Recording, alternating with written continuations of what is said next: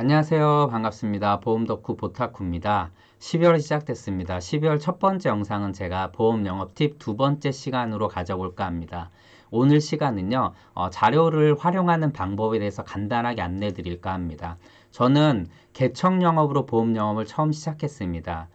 개척 영업을 해보신 분들은 아시겠지만 개척 영업에서는 정말 어프로칭이 가장 중요한 부분이고 이 어프로칭을 할 때 자료의 중요성이 굉장히 부각되는 그러한 영업입니다. 그래서 제가 오늘 이 시간에서는 다 말씀드릴 수 없지만 자료를 활용하는 방법에 대해서 간단하게 안내해 드릴까 합니다. 자, 자료라는 것이 정말 중요하다라는 것은 누구보다 다 잘 아실 것이고요. 또 이것을 어떻게 활용하느냐, 즉 어디까지 공개해야 되느냐에 따라서도 우리의 컨설팅 결과가 굉장히 달라질 수 있습니다. 그래서 요즘 많이 하는 보험 리모델링 또는 보장 컨설팅 관련해서 제가 자료를 활용하는 방법에 대해서 간단하게 안내해 드리도록 하겠습니다. 자, 제가 예전에 SNS에 이 자료 올렸던 거 보신 분은 기억하실 겁니다. 40세 남성이 100세 만기 20년 납으로요. 뇌혈관, 뇌졸중, 뇌출혈 각각 300, 3,000, 3,000씩 가입했을 때 회사별 보험료를 다음과 같이 제가 비교해 놨습니다. 한번 볼까요? 여기서 똑같이 뇌혈관 300, 뇌졸중 3,000, 뇌출혈 3,000으로 가입했을 때 A사부터 F사까지 쭉 이렇게 보험료를 비교해 놨는데 합계 보험료를 보시게 되면 제일 저렴한 회사가 43,000원 돈이고요. 제일 비싼 회사가 거의 6만원 돈입니다. 무려 보험료가요. 월납입 보험료만 40% 차이가 나고요. 합계 보험료를 비교해 보면은요. 결국은 400만 원이 넘게 차이 납니다. 무려 403만 원이란 보험료를 더 내야 됩니다.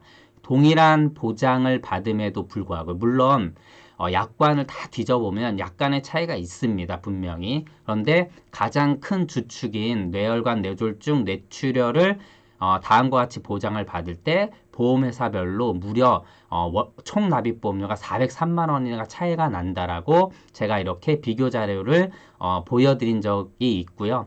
이 기억하실지 모르겠지만 여기서 한 가지 주의하실 사항은 이게 각 담보의 위험보험료만을 비교한 겁니다. 그리고 두 번째 자료 한번 보도록 하겠습니다. 이거는 허혈성 심장질환 진단비랑 급성심근경색 진단비를 각 300, 3,000치 넣었을 때 그때 보험료인데요. 여기서 보시게 되면 보험료가 무려 월보험료가 4,700원에서 9,500원 몇 프로죠? 예, 무려 200% 차이가 나고요.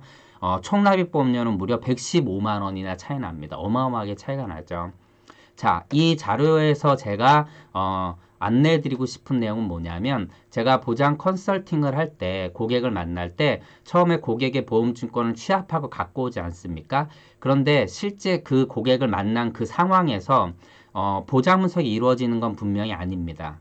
다시 말씀드리면 고객의 증권을 갖고 와서 보장 분석을 하고 부족하거나 과도하거나 조정할 것들을 찾는 과정이 이제 보장 분석 보험 리모델링 과정인데 무튼 이러한 고객을 만났을 때 마지막에 제가 이러한 자료를 보여드리면서 어떤 거를 기대하게 하는 거죠. 보험이라는 것이 정말 비교할 필요가 있구나.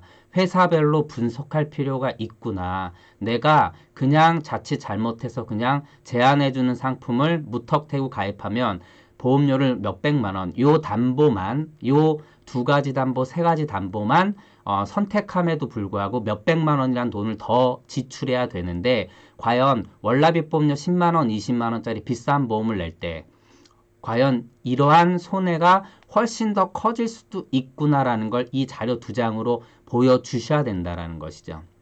그래서 이 사람이 나중에 내 보험을 비교 분석해서 컨설팅 해주는 것을 기대하게 해야 됩니다. 다시 말씀드리면 우리와의 다음 만남을 기대하게 하는 것이 컨설팅에서는 가장 중요한 방법이고요.